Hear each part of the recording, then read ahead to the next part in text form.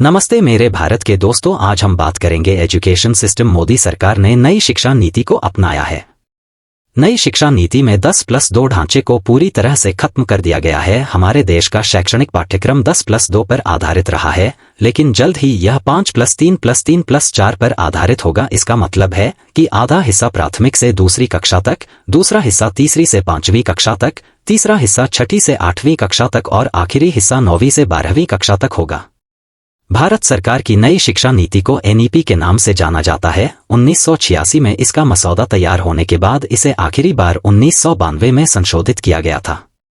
मोदी के नेतृत्व वाली भाजपा सरकार ने अपने चुनावी घोषणापत्र में शिक्षा क्षेत्र में बदलाव लाने के लिए नई शिक्षा नीति या एनईपी बनाने की कसम खाई थी। जुलाई 2020 में भारत के केंद्रीय मंत्रिमंडल ने स्कूल से लेकर कॉलेज स्तर तक भारतीय शिक्षा प्रणाली में आधुनिक सुधार लाने के उद्देश्य से नई राष्ट्रीय शिक्षा नीति एनईपी को मंजूरी दी। यह नीति भारत को वैश्विक ज्ञान महाशक्ति बनाने की विचारधारा पर आधारित है। इसके अलावा 2020 में एनईपी की शुरुआत के साथ ही मानव संसाधन विकास मंत्रालय का नाम बदलकर शिक्षा मंत्रालय कर दिया गया। 2020 में नई राष्ट्रीय शिक्षा नीति लागू होने तक भारतीय शिक्षा प्रणाली में कई खामियां थीं। अवधारणाओं को समझने की तुलना में याद करने को अधिक प्राथमिकता दी जाती थी। इसके अलावा कई बोर्ड की मौजूदगी एक बड़ी समस्या थी। प्रत्येक बोर्ड में अलग अलग कौशल के लिए अलग अलग शिक्षण पद्धतियां थीं और फिर हर छात्र को एक ही मानकीकृत बोर्ड परीक्षा देनी होती थी। इसके अलावा पिछले वर्षों में पारंपरिक विषयों को सीखने या उनमें महारत हासिल करने पर ज्यादा जोर दिया गया और व्यावसायिक कौशल विकसित करने पर कम। नई शिक्षा नीति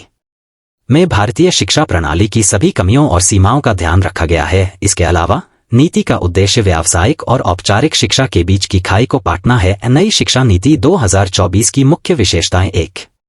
अब 3 वर्ष की आयु से स्कूली शिक्षा। नई शिक्षा नीति में अनिवार्य स्कूली शिक्षा को 6 से 14 वर्ष की आयु वर्ग से बढ़ाकर 3 से 18 वर्ष कर दिया गया है।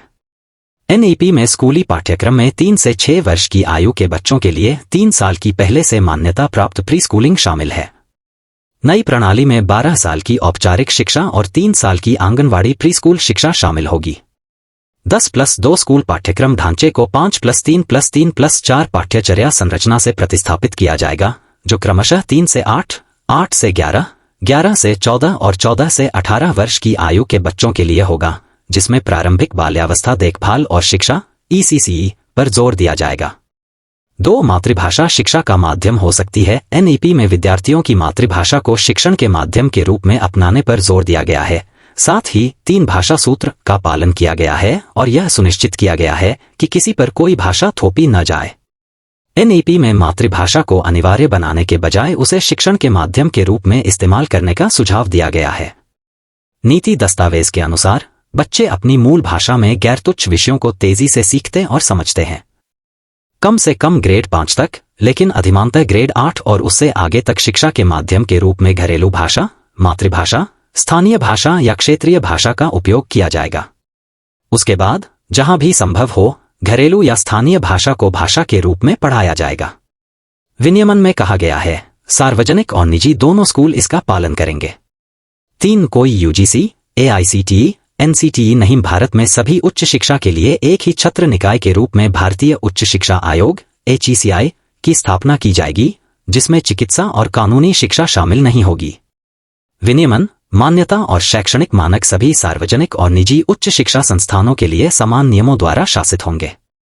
15 वर्षों में सरकार कॉलेज संबद्धता को चरणबद्ध तरीके से समाप्त कर देगी तथा कॉलेजों को क्रमिक स्वायत्तता प्रदान करने के लिए चरण दर चरण प्रक्रिया बनाई जाएगी। 4 विज्ञान, कला और वाणिज्य धुंधले हो जाते हैं। एनईपी 2020 के तहत कला और विज्ञान पाठ्यक्रम और पाठ्येतर गतिविधियों या व्यावसायिक और शैक्षणिक कार्यक्रमों के बीच कोई औपचारिक अंतर नहीं होगा।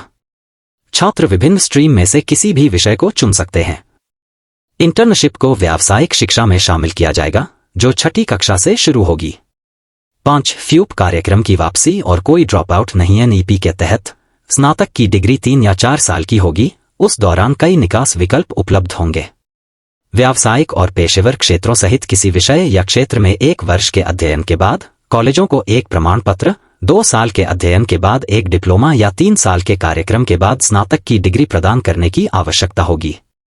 सरकार विभिन्न उच्च शिक्षा संस्थानों में अर्जित अकादमिक क्रेडिट को डिजिटल रूप से संग्रहित करने के लिए एक अकादमिक क्रेडिट बैंक भी बनाएगी, ताकि उन्हें स्थानांतरित किया जा सके और अंतिम डिग्री में गिना जा सके। अंत में उपरोक्त बिंदुओं के आधार पर हम यह निष्कर्ष निकाल सकते हैं कि यह नीति बहुत जरूरी समायोजन लागू करती है। पहले कोई एक समान प्रणाली नहीं थी, जिसे अब समाप्त कर दिया गया है। इसमें ज्यादा पारदर्शिता है और देश में पूरी शिक्षा प्रणाली की देखरेख के लिए एक ही राष्ट्रीय एजेंसी है। 6. सभी स्कूल स्तर की शिक्षा तक समान पहुंच। नीति 2020 स्कूली शिक्षा तक सार्वभौमिक पहुंच लाने पर ध्यान केंद्रित करता है ताकि शुरुआत से ही छात्रों का समग्र विकास सुनिश्चित किया जा सके। इस नीति के अनुसार छात्रों की प्रगति और उनकी सीखने की क्षमता को समय पर ट्रैक किया जाएगा। छात्रों को औपचारिक और अनौपचारिक शिक्षण विधियों जैसे विभिन्न शिक्षण विधियों तक पहुंच प्रदान की जाएगी। इसके अलावा नीति में कहा गया है कि प्री स्कूल से 12वीं कक्षा तक के पाठ्यक्रम में व्यावसायिक शिक्षा पाठ्यक्रम शामिल किए जाने हैं। नीति केवल ज्ञान या कौशल तक सीमित नहीं है, यह स्कूली शिक्षा प्रणाली में प्रशिक्षित परामर्शदाताओं और सामाजिक कार्यकर्ताओं को शामिल करने पर भी जोर देती है। 7. आधारभूत साक्षरता और संख्यात्मकता FLN कक्षा 3 से शुरू की जाएगी। FLN एक व्यापक अवधारणा है जो एक बच्चे की बुनियादी पाठ्य सामग्री पढ़ने और जोड़ घटाना जैसी बुनियादी संख्यात्मक समस्याओं को हल करने की क्षमता को संदर्भित करती है। इसे सीखने के लिए एक जरूरी और महत्वपूर्ण शर्त माना जाता है। इसे ध्यान में रखते हुए NEP ने राज्यों को 2025 तक सभी प्राथमिक विद्यालय के छात्रों के लिए पाठ्यक्रम में इसे लागू करने और हासिल करने के लिए एक योजना तैयार करने का निर्देश दिया है।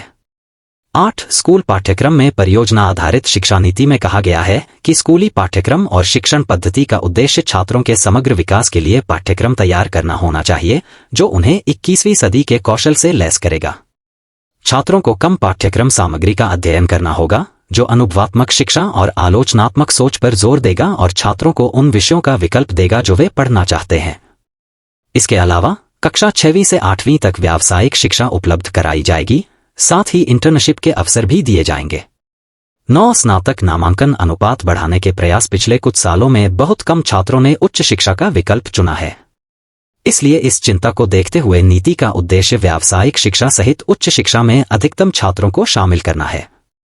स्नातक नामांकन अनुपात 2018 में 26.3% से बढ़कर 2035 तक 50% तक बढ़ने की उम्मीद है। साथ ही उच्च शिक्षा में कई निकास विकल्पों के साथ यह उम्मीद की जाती है कि छात्र ड्रॉप आउट दर कम हो जाएगी। 10. ऑनलाइन और दूरस्थ शिक्षा को नियमित पाठ्यक्रमों के बराबर लाना। सरकार ने दूरस्थ शिक्षा कार्यक्रमों के मानकों को नियमित पाठ्यक्रमों के बराबर लाने के लिए पहले ही पहल की है।